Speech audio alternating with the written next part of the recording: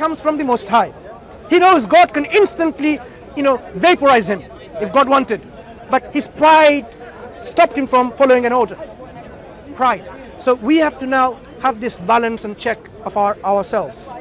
Are we going to be the slave to our own ego, our pride, our arrogance, or are we going to finally submit and surrender? This is what Islam is, in a nutshell.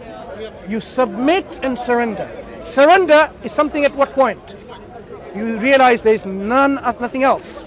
You say, okay, that is the only one worthy of worship, and you surrender yourself, your will.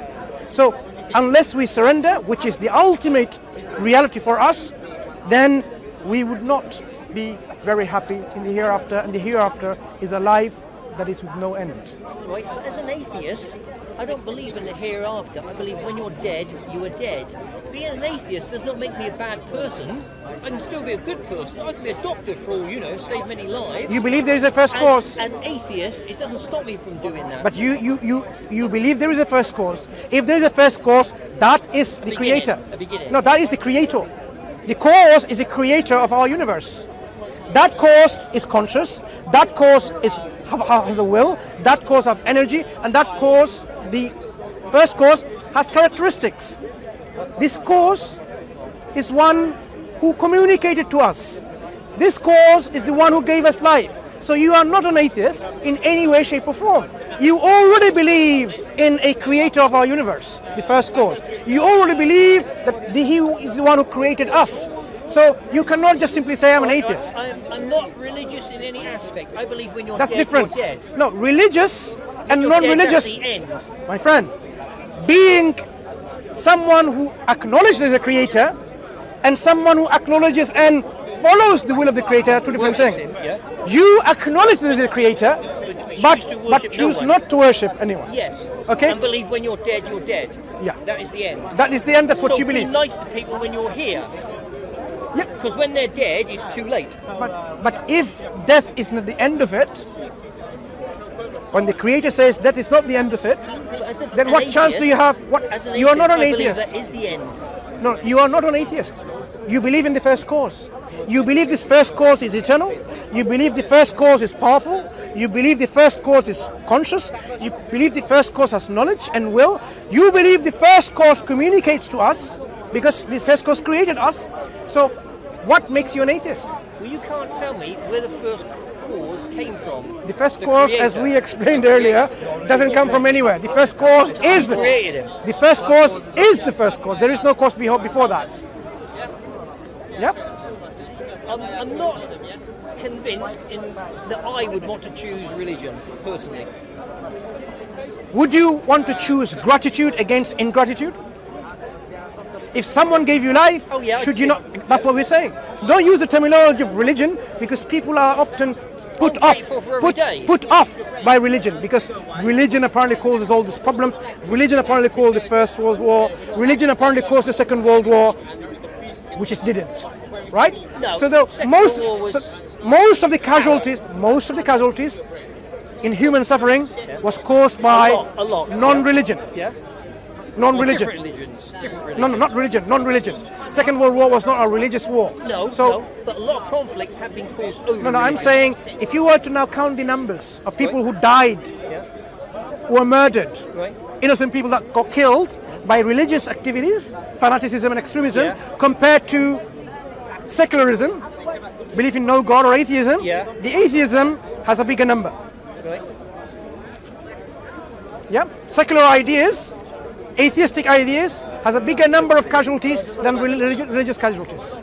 But what I'm saying is, I'm not going to count numbers. What I'm asking you simply is this. I'm not asking you to be religious in the sense of this being extreme. We are asking you to be what? A balanced individual who is just. The Quran, what the Quran says. Speak the truth.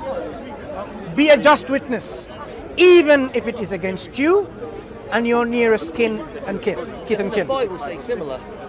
Maybe. It's the same message from God. The Quran spells it out very clearly. You should stand firm in justice. Don't serve yourself from justice, even if it is against you or your family and kith and kin. Yeah, it's Now, just is just. so Quran is asking you to be just, and if you follow that way of justice, you're following the way of God. That becomes your way of life. If you follow the way of speaking the truth all the time, then you follow the way of God. Do you want? Oh, okay. Right, isn't that what a good person would do? Okay. If you told lies, you would not be a good person. Exactly. A good person Would be should honest. have no objection to follow the way and guidance that God has given, because God gives guidance which is the best for us, and He gives us guidance which is the best of all the guidance in terms of morality and ethics and so on. So God is not going to give us a guidance say you cheat and you kill No, that and would you be wrong. deceive. God doesn't do that. So when God gives us all of this, if you are a good person, you would have no objection whatsoever. So you would have no reason to disbelieve in this way of life Islam presents to you. So if you believe there is a God, Christianity would present the same rules. Christianity But I'm not a Christian. could have. But what happened was Christianity has fallen short of being corrupted. So for example, if you ask the Christians, how do we govern our society with economic laws? Should we deal with interest or not? Muslims don't have interest, do they? They don't pay interest or something. They shouldn't deal with interest at all. God declares a war against usury and interest. But the world is immersed in usury and interest so How far. would you buy a house? If you have money, buy it. If you don't have money, rent it. So if you didn't have money, you could never own a house No. as If a Muslim. if you don't have the money, how can you own it? In England, in Christianity, you go to a bank, borrow the money, pay the interest. Why interest? So you're saying it's like this. Eventually, you'd own the Now, house. let's understand what you're saying. So I am in need of something. So I'm already in a weak position. So I'm come to you, please help me. You're the bank.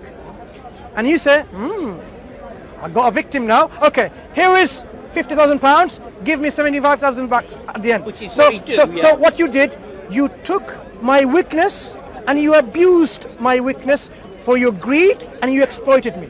Were you a good person? He'd say it wasn't No, greed. were you a good person? Yes, you needed the money, I loaned you the money. No. If you are a good person, you demand the same money back. Why am I going to give you more No, money? because it's taken him 25 years before he gets his money back. And in that time, he's got outgoings, he's got staff to pay, the building to pay. If you're rich, if you have all the money already, Right. let's understand this. It's a bank. So you're It's not a bank. You're an individual. No, it's a bank. I'm You gonna, go to a bank. No, I'm going to take you. You're an individual, right? Okay. You're quite rich. You're a billionaire. And I ask for £50,000, and you say give me £75,000 back. Now, why would you do that as a good Well, person? It doesn't work like that. You go to a bank. No, I'm asking you. You are an individual. If you demand £25,000 extra, what does it tell you about you being a good person? That you're running it like a bank, No. like a company. Would you still consider yourself as a good person by abusing my weakness and exploiting me when I was in need? You should have been compassionate. You should have said, you know what? I give you £50,000. If you can't give it back, no problem. That would have been even more sensible, like if you're a billionaire. But if you said, look, I've given you my money, but give me back, that's justice. But if you demand more, that's unjust. If I demand less than the bank demands, No, forget the That's bank. good. You as an individual, if you demand the same, that's justice. no, less than the bank. Otherwise, you go No, to the forget bank. the banks. You're confusing the issues of banking. If you demand more than I borrowed from you, Yeah. that demonstrates you are committing an act of injustice. I would say it wouldn't, because I could take that money, give it to a bank, and he'd pay me interest. You're talking about banks again. If you are a billionaire and you saw I was in need, so instead of helping me, what you're doing is you're exploiting my weakness and you're saying you have to pay, you're giving me a penalty on my head, saying, you know what, Right. because I'm being good to you, but I'm going to punish you and I'm going to ask you to give me 25% extra or something. Right, you're saying a need. If you have a broken leg and you need an operation, that is a need. If you want a house, that's not really a need. Don't buy it then. Lend me £100,000. No. I want to buy a house. No, I need. you've solved the problem. If it's not a need to buy it, don't buy it, rent it. No interest. Right, but if you're a Christian, you go to a bank. Christians are not following justice law of justice here.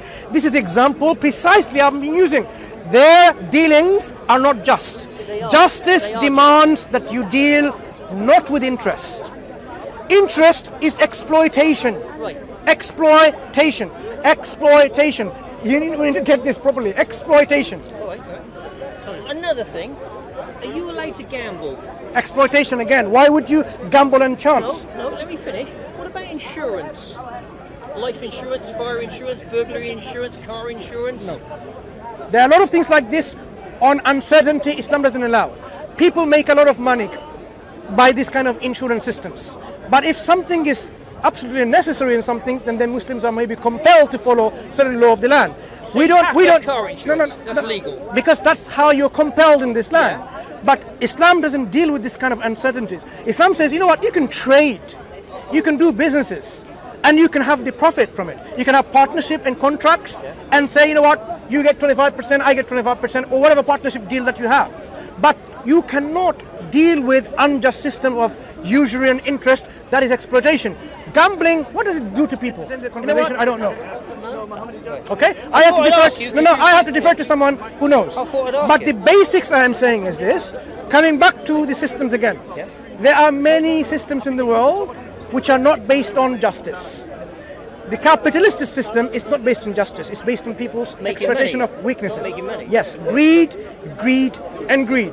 Islam says, no, you can have this desire, but you have to work for it. Once you have something, enough wealth, don't be stingy. Don't be, what we call it, like, you know, have it all for yourself. Hoard it. Hold it, use it, or give it to someone who can use it. If you have lots of lands uncultivated, give it to someone who will use it if you don't use it. Right. If you have a lot of wealth, your wealth, the people who are poor and needy, they have a right on your wealth. 2.5% of your surplus wealth. 2.5% of your surplus wealth. So you distribute that, the state will distribute it to the poor because this is a surplus wealth that you have. Okay? But if you don't want to do it, that really shows you're not a decent human being. You're mean. You know what? You, every single time I ask a question, you come up with beautiful answers. Because you know what the answers are. No, I'm saying you know the answers because you are a good person. Right. You are a thinking person. You are a wise person. Right. So the one thing that's remaining from you is this. Sit down in the early morning of the day with no disruption. No cameras. No cameras. And ask yourself, why am I not surrendering to the one who gave me life? I like capitalism. So let's end it there and invite you to... I warn you out, you wear most people out. What I'm saying is... What we're saying... Thank you. What was your name? Derek, I'm Mansour. What I'm saying is... There are lots. It's been a pleasure talking to you. You know, you're a very wise person and you're a very kind person too. So please take it forward and continue reflecting. Open up the Quran and see for yourself and discover for yourself what the Quran has to say to you. Thank you very much. Thank you. Take care. Thank you.